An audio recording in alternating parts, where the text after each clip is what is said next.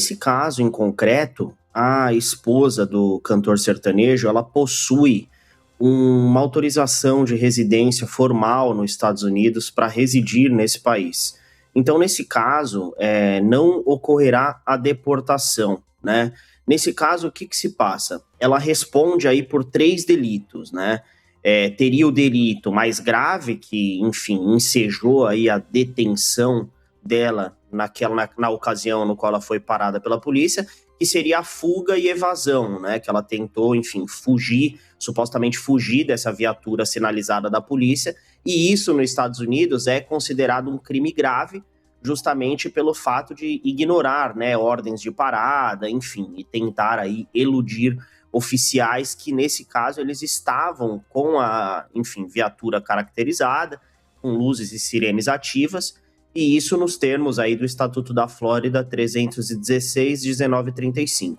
E, além disso, teria os outros delitos mais leves, que seria o delito de conduzir veículo sem carteira de motorista válida nos Estados Unidos. Ela teria uma cópia digitalizada da CNH brasileira, porém, devido ao fato dela, enfim, ter aí um vínculo formal de residência com os Estados Unidos, isso seria uma contração penal, né, de segundo grau, ou seja, um crime de menor potencial ofensivo, além do fato de a carteira de motorista estar vencida, né? E tudo isso, enfim, nos termos aí do Estatuto da Flórida, 322.03. E teria, obviamente, uma infração de trânsito, né, que seria uma mudança irregular de faixa, com base aí no Estatuto 316.085. Nesse caso, eu não vejo que será, enfim, feita uma deportação. E sim, ela irá responder esse processo, então ela vai ser acusada formalmente de um crime, vai ter prazo para apresentar defesa e vai ter um julgamento, né, no qual vai ser fixada aí uma pena em caso de condenação ou uma absolvição.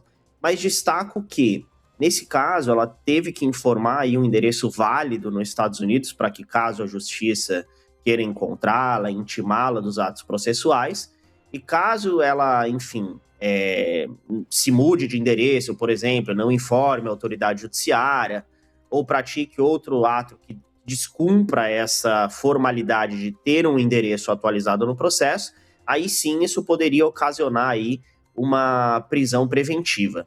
Agora, eu vejo que esse processo, a depender do que acontecer, né, se de fato vier aí uma condenação por prática de crime, obviamente isso pode refletir no status imigratório dela, que no futuro, aí sim, pode gerar até um cancelamento dessa autorização formal de residência, e aí sim, uma futura, né, e remota hipótese de deportação, até proibição de entrada no território nacional por um determinado tempo.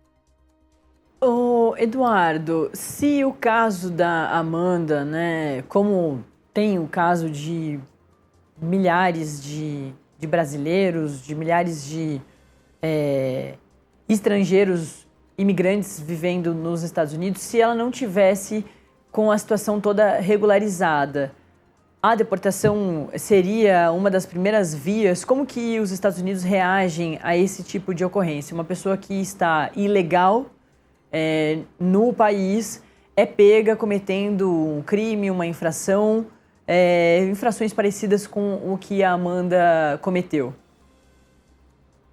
Olha, se for um delito grave, né, e, enfim, aí tem diversos delitos, como, por exemplo, enfim, conspiração, lavagem de dinheiro, tráfico de drogas. Se fosse um delito grave, normalmente a pessoa, se ela tiver irregular do ponto de vista imigratório, ela irá responder o processo em solo americano até que termine esse processo. Em caso de condenação, ela vai cumprir a pena nos Estados Unidos, obviamente que cabe aí depois uma transferência da execução da pena para o país de origem dessa pessoa, pode ser no caso o Brasil, e pelo crime, né, ser grave, a pessoa fica ali, enfim, presa, vinculada ao país enquanto o processo perdurar e até mesmo o cumprimento de uma execução da pena.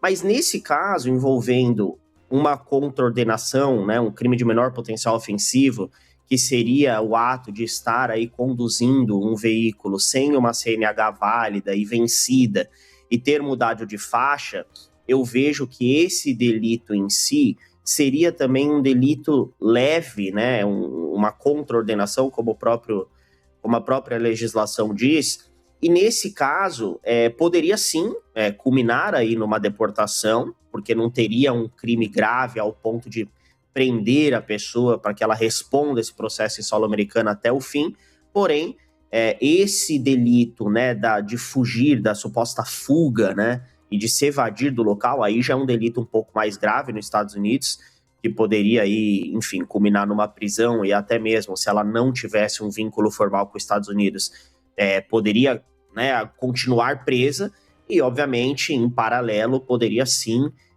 ser deferida aí uma deportação, uma expulsão do solo americano, para que essa pessoa, inclusive, não possa retornar durante um determinado período de tempo para os Estados Unidos. A pessoa fica presa junto aos outros presos americanos?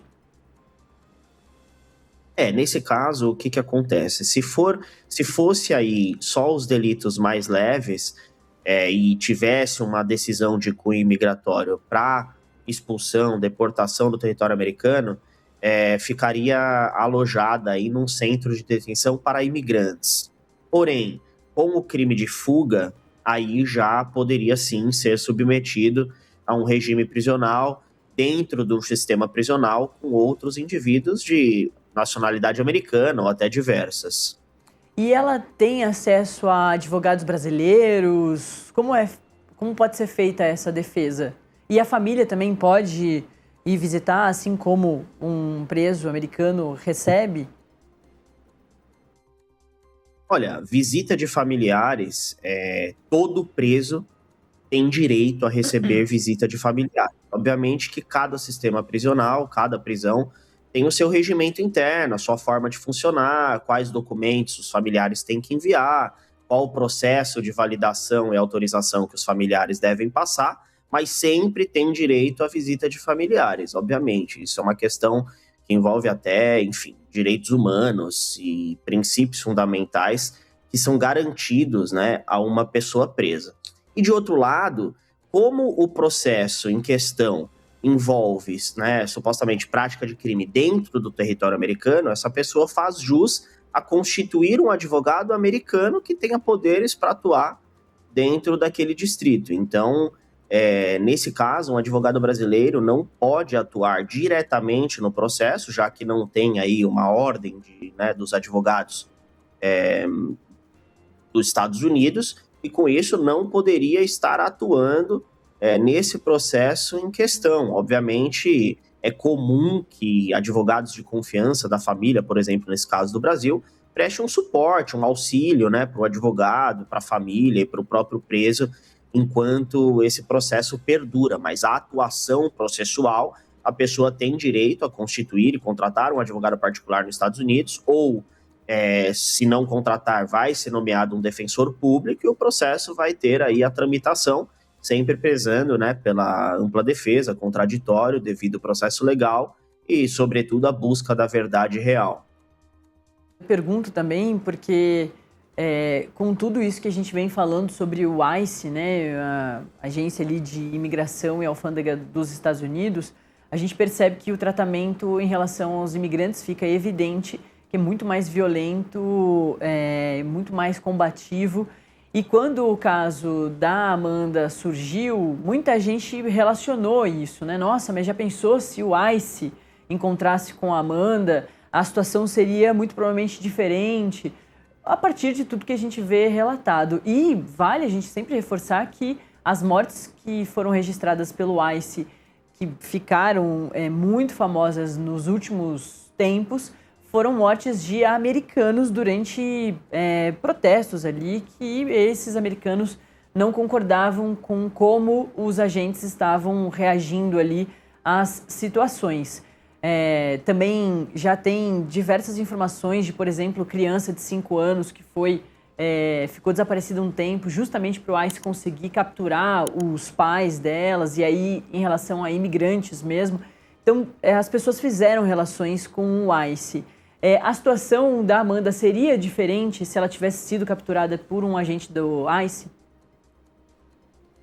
Olha, isso é uma questão que é difícil prever. O que eu digo é que o ICE tem tido aí uma condução bem dura, né? Tanto na parte de abordagem, como a gente tem visto, né? Tanto de, enfim, cidadãos americanos como de estrangeiros.